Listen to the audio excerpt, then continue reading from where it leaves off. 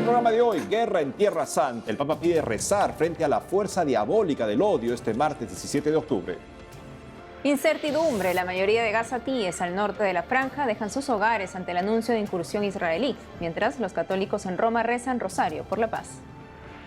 El grupo terrorista Hamas no quiere un acuerdo de paz, sino dominar todo para imponer un Estado islamista, sostiene Alberto Fernández, experto sobre Medio Oriente. Sínodo. La Asamblea de Obispos y Laicos entra a su tercera semana como una oportunidad única para reunir a aquellos que no están de acuerdo en puntos de fe. México defiende la vida. Miles salen a las calles contra el aborto bajo el falso dilema de elegir entre la mujer o el hijo. Y empezando una nueva semana. Así es, Eddie, muy contenta de estar contigo y con nuestros televidentes desde nuestros estudios aquí en Lima, Perú. Gracias por acompañarnos en EWTN Noticias. Soy Eddie Rodríguez Morel. Bienvenidos, yo soy Natalie Paredes. Empezamos las noticias contándoles que el jefe de la Iglesia Católica en Jerusalén, Israel, se ofrece en canje por los rehenes retenidos por Hamas. En videoconferencia de prensa este lunes, el cardenal Pizzaballa dijo que sí estaría dispuesto a ofrecerse a cambio de liberar a los niños rehenes. Según Catholic News Agency, las fuerzas de defensa de Israel anunciaron hoy que 199 rehenes israelíes, incluidos niños, están retenidos por los terroristas en alguna parte de Gaza que intentan identificar. Veamos ahora cuál es la situación en la Franja de Gaza. Este fin de semana, cientos de palestinos dejaron sus hogares al norte de Gaza tras la amenaza de invasión del ejército israelí. Muchos llegaron a un colegio en Deir al-Balá, al sur de la franja. Es el caso de Howida Saad, una mujer de 63 años que perdió su casa por los ataques.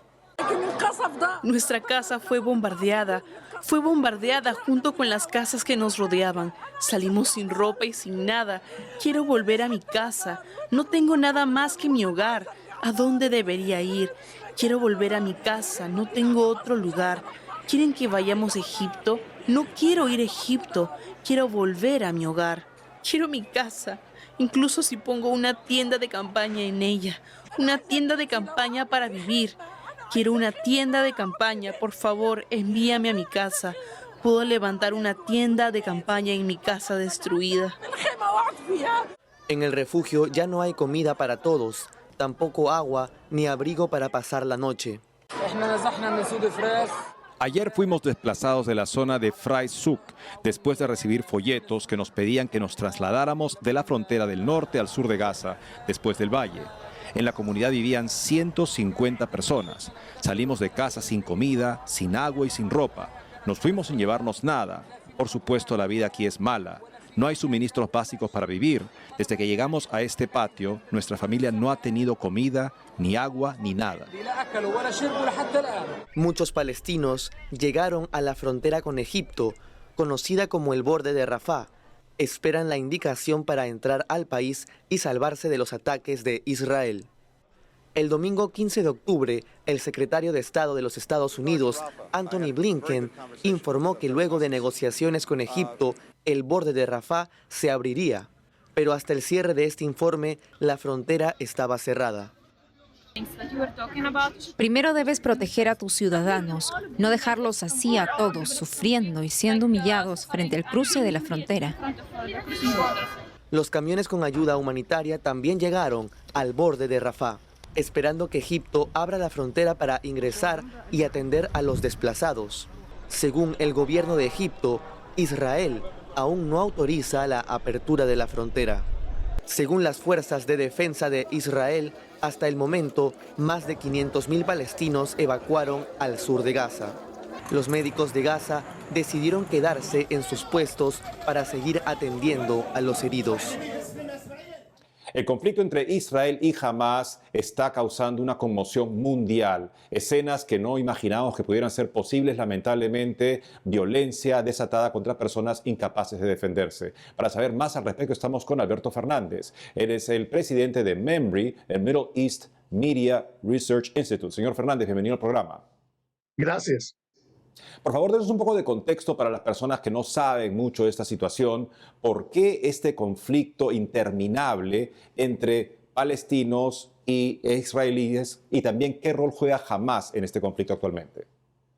Bueno, lamentablemente es un largo y triste cuento que tiene que ver con la historia, con el pasado de dos pueblos en el mismo terreno, pero lamentablemente la realidad es que en 1947 hubo un plan de la ONU, de Naciones Unidas, para dividir este territorio que estaba bajo el mandato de Reino Unido en dos países. En el 47 fue rechazado por la parte árabe, que después de esos años rechazó varias veces un plan de paz, o sea, un plan para llegar a un entendimiento final entre ambas partes. Ahora, Hamas es un elemento nuevo, relativamente nuevo. La diferencia y muchas personas se confunden hoy en día cuando se habla del asunto de la guerra, de la violencia, de lo que vemos en las pantallas. Hamas no quiere un acuerdo de paz. Hamas es un grupo islamista integralista que quiere dominar todo el territorio de que se llama Palestina, todo el territorio que se llama Israel. O sea, ellos no quieren compartir, lo quieren todo. Y lo quieren todo para tener un Estado islámico en Palestina como parte de una visión religiosa que tienen, que es tener un califato, un Estado islámico en todas partes del mundo. Entonces es un poco raro cuando se habla de hacer paz o compartir o llegar a acuerdos. Es como tratar de llegar a acuerdos con, no sé, el Sendero Luminoso. Señor Fernández, la población de Gaza en estos momentos está, por supuesto, en medio de ese terrible conflicto.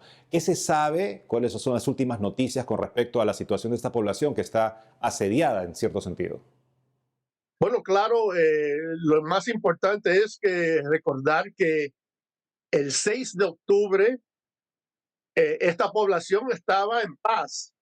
Esta población no estaba recibiendo cohetes o ataques o aviones de parte de Israel. Lo que ocurre hoy viene después de la matanza del 7 de octubre, cuando Hamas asesina más que 1,000 personas, la mayoría abrumadora de esas personas civiles. Entonces lo que estamos viendo ahora es la respuesta de Israel, una respuesta contundente contra este grupo terrorista que, claro, el problema es que está escondido dentro de la población de Gaza. Y entonces el gran reto, el gran problema que tiene Israel es cómo responder a un grupo terrorista que se esconde dentro de la población civil. Y claro, el gran espectro, el gran miedo, el gran temor que muchos tenemos es lo que vamos a ver ahora, que es una ofensiva terrestre dentro del casco urbano de Gaza, que es peligrosísimo para civiles, para israelitas, para soldados y cualquier persona.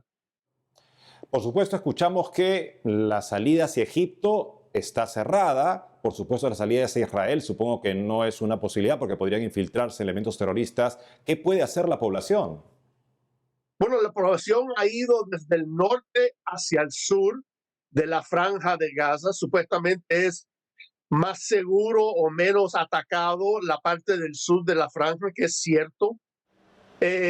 Claro, Egipto teme que va a tener una población de miles, centenares de miles o millones de refugiados en su propio terreno. Entonces ese es el temor de parte de Egipto, que es un país pobre, que tiene muchos problemas.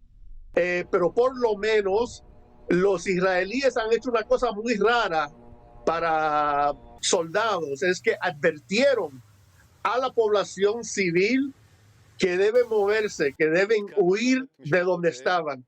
Eso no lo hicieron los americanos, Estados Unidos no lo hicieron en la lucha que vimos en Irak, con Afganistán, contra el Estado Islámico.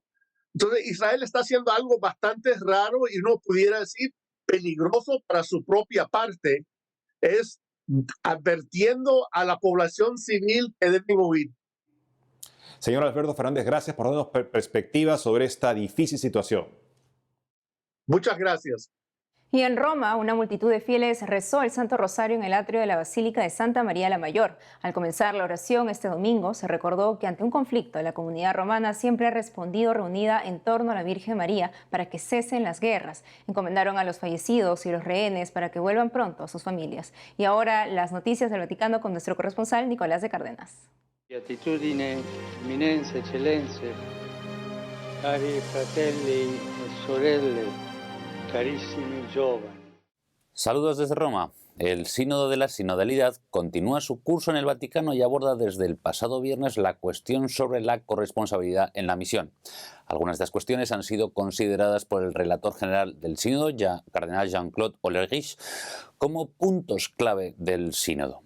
Los temas a tratar en esta sección incluyen una reflexión sobre cómo caminar juntos hacia una conciencia compartida del significado y el contenido de la misión, o cómo hacer para que una iglesia sinodal sea también una iglesia misionera totalmente ministerial.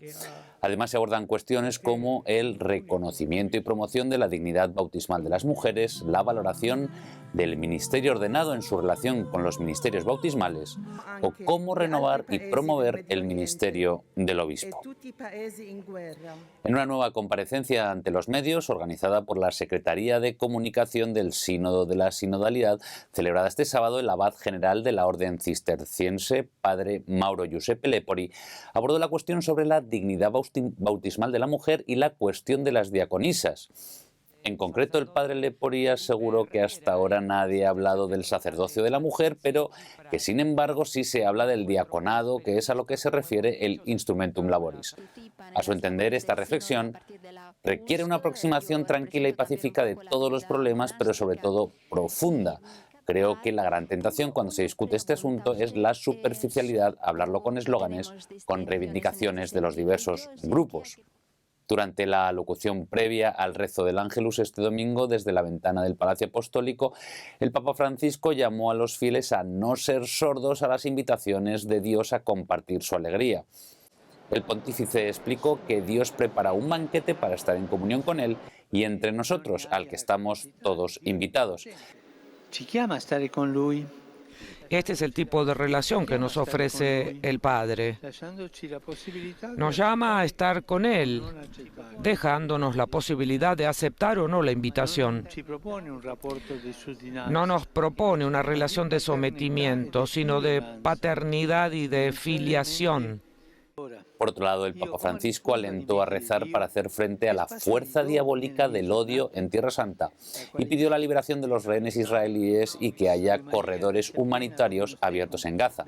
Además, invitó a unirse a la jornada de oración y ayuno por la paz en Tierra Santa convocada para este martes 17 de octubre.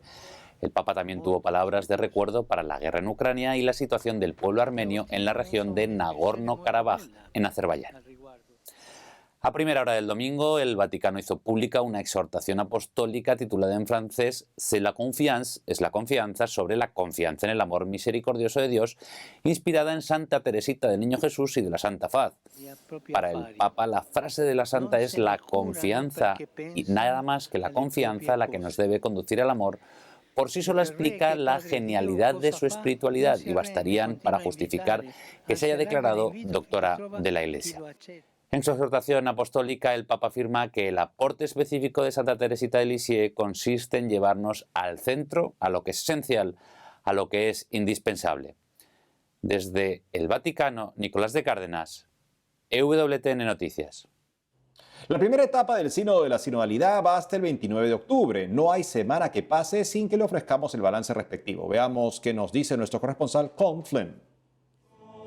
En la misa de esta mañana en la Basílica de San Pedro, el celebrante principal advirtió que el diablo está lanzando ataques para dividir la iglesia. El cardenal Fridolin Ambongo, de la República Democrática del Congo, instó a los participantes a contraatacar utilizando las armas de la sinodalidad, añadiendo que se requiere unidad, oración y escucha unos a otros. Durante la segunda semana del sínodo, los participantes se sientan y discuten temas importantes para la Iglesia. Por ejemplo, esta mañana el cardenal Jean-Claude Hollerich, relator general del sínodo, presentó la segunda parte del documento de trabajo de la Asamblea titulado Instrumentum Laboris, volviendo a subrayar el tema del sínodo. Nuestro tema es, por tanto, la misión. Se ha dicho muy claramente en todos los niveles del proceso sinodal que una iglesia sinodal es una iglesia enviada en misión. El mandato del Señor dado a los apóstoles se extiende a todos los miembros de nuestra iglesia apostólica. Como hemos visto, a lo largo del mes hasta ahora, el sínodo es un lugar para que la iglesia global se reúna, pero también es una oportunidad única para reunir a aquellos que no están de acuerdo en puntos de fe y pueden ser cifras bastante polarizadas. No es un proceso fácil, pero creo que esta escucha es un punto clave. Y después de lo que tenemos en la iglesia, no crearemos algo nuevo. Las iglesias existen desde hace 2000 años, entonces esta sinodalidad se practicó de manera diferente. Por ejemplo, el padre James Martin, un firme defensor LGBT en la Iglesia Católica, y el cardenal Gerhard Müller, que apoya firmemente los valores tradicionales, posaron juntos para una fotografía y se regalaron copias de sus libros. Mientras esos momentos fueron públicos, el medio de noticias del Pilar informó esta mañana que las deliberaciones de los participantes en el sínodo pueden no ser privadas. La publicación dice que pudo acceder a la información a través de un servidor no seguro disponible para cualquier persona con la dirección web correcta sin necesidad de contraseña. El portavoz del Vaticano, Matteo Bruni, dijo que estaba revisando el informe. Esta semana hubo una pausa en el calendario del sínodo y la oportunidad para que el grupo asistiera a una peregrinación por la tarde a las catacumbas de San Sebastián, conocidas por albergar temporalmente las reliquias de los santos Pedro y Pablo, así como las catacumbas de San Calixtus y Santa Domitila. Fue una oportunidad para que el grupo se mezclara y socializara fuera del ambiente formal del salón. Las catacumbas fueron principalmente lugares de hace casi 2000 años y más, donde los cristianos iban a buscar a todos los que murieron como mártires. Diferentes aspectos de las catacumbas son en realidad archivos. Permiten describir la historia de la iglesia en términos de quienes estuvieron enterrados allí.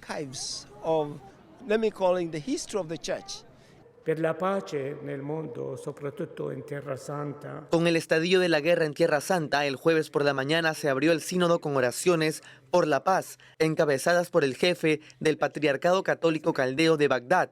Los participantes rezaron por todos los que sufren la violencia y la guerra, especialmente en Tierra Santa.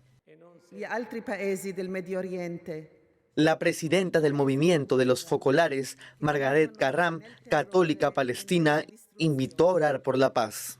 Signore, ti preghiamo per la Terra Santa.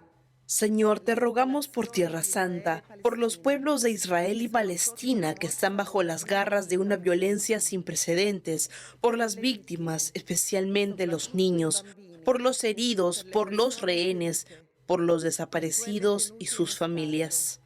Per i dispersi e le loro famiglie. En Roma, con Flynn, EWTN Noticias. Beatitudine, eminenze, eccellenze, cari fratelli e sorelle, carissimi giovani. Nos vamos a una pausa y al volver, México defiende la vida. Miles salen a las calles contra el aborto bajo el falso dilema de elegir entre la mujer o el hijo. Además, hoy es la fiesta de Santa Margarita María de Alacoque, servidora del Sagrado Corazón de Jesús. Regresamos con más en EWTN Noticias.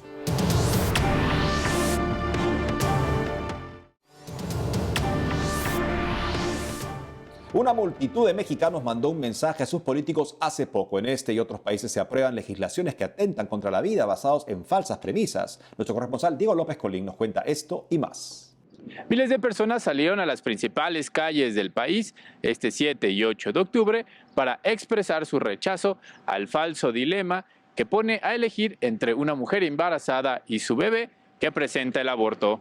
El evento, que llevó como lema "Seguimos creyendo en México", fue convocado por diversas organizaciones civiles que buscan que las vidas de las mujeres y sus hijos desde el vientre materno sean respetadas. Las marchas se llevaron a cabo en un ambiente de alegría y de paz en 31 ciudades de 21 estados distintos. Además, se anunció que eventos similares se llevarán a cabo en Oaxaca y Jalisco el 21 y 28 de octubre respectivamente. Marchamos una vez, marchamos otra vez y esta es la tercera vez que lo hacemos. ¿Saben por qué? Porque somos la voz de millones de mexicanos que no nos cansamos de creer, de confiar y amar a la mujer y a la vida en su vientre y a México. La líder Provida resaltó que el movimiento busca gestar un cambio ante aquellos que nos quieren arrastrar a la oscuridad, a la violencia y a la muerte. Tras la manifestación, las organizaciones convocantes se comprometieron a promover legislaciones a favor de la mujer en situaciones vulnerables y a desarrollar políticas públicas que fomenten la paz y la unidad, especialmente en el ámbito familiar. Nosotros marchamos porque no nos cansamos de confiar. Hoy alzamos nuestra voz para que nuestras autoridades, para que los empresarios, para que los medios de comunicación, las universidades, los artistas, los hombres, las mujeres puedan confiar y creer en México. La Arquidiócesis de México dio a conocer que las casas de acogida que atienden a los migrantes se encuentran sobrepobladas. Y también le pidió a los fieles católicos que tengan la posibilidad que brinden espacios para poder ayudar. La arquidiócesis señaló que México ha vivido el fenómeno migratorio desde hace varios años, pero en los últimos el flujo se ha incrementado de tal manera que se ha generado una verdadera crisis humanitaria. Según la Secretaría de Gobernación de México, entre enero y agosto del 2023 se detectaron más de 400,000 personas en situación migratoria irregular. Frente a esta situación, la Iglesia ha brindado ayuda a través de sus casas de migrantes, atendidas principalmente por religiosas, religiosos y sacerdotes diocesanos, dando servicios que incluyen alimentación, atención médica, primeros auxilios psicológicos, asesoría legal, entre otros. La Arquidiócesis de México también invitó a todas las personas de buena voluntad a sumirse al voluntariado que se realiza en estos centros, o bien brindar ayuda económica o en especie de acuerdo a las necesidades de estos centros. Reportó para EWTN Noticias, Diego López. Hoy la Iglesia celebra a Santa Margarita María Alacoque, difusora de las promesas del Sagrado Corazón de Jesús. Nos cuenta más de ella la hermana Mónica Silva, religiosa reparadora del Sagrado Corazón.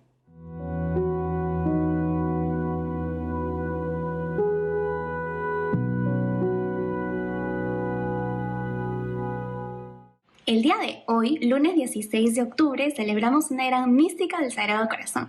Me refiero a Santa Margarita María de Alacoque. Ella nos ha dejado, entre todas las visiones del Sagrado Corazón, 3 pautas importantes sobre esta lucha en busca de esta transformación y crecimiento espiritual. Y por eso el día de hoy te las voy a compartir brevemente. En primer lugar, nos habla sobre tener una conciencia clara, profunda y muy sensible. Esto quiere decir que día a día tengamos este bonito hábito de poder reflexionar sobre cuáles son nuestros pecados y cuáles son las faltas que hemos cometido durante todo el día. De esta forma vamos a poder acercarnos mucho más a Dios, porque creo que a todos nos ha pasado que cuando dejamos pasar nuestra vida espiritual, por ahí que es mucho más difícil acercarnos a Dios. Entonces, el reconocer todo el tiempo que somos débiles y que necesitamos de la gracia de Dios nos va a ayudar muchísimo. En segundo lugar, nos habla de la santa obediencia. Esta santa obediencia que a veces puede ser un poco difícil, incluso contra nuestra propia carne, pero que es lo que más agrada a nuestro Padre Dios. Así que si es que el Señor te está pidiendo algo importante, no seamos los sordos. Y finalmente nos habla de la Santa Cruz, que es como la principal arma. Si bien es cierto, hay muchos recursos en la iglesia que nos ayuda y que nos hace crecer, ¿no? Puede ser música, videos y tal, pero no olvidemos de reflexionar y contemplar el misterio grande de la entrega de amor por nosotros que hizo Cristo en la cruz. Eso nos va a llenar de amor, de ansia y de tener este deseo de poder seguir entregándonos a Él. Así que seguimos ahí orando unos por otros. Que Dios te bendiga.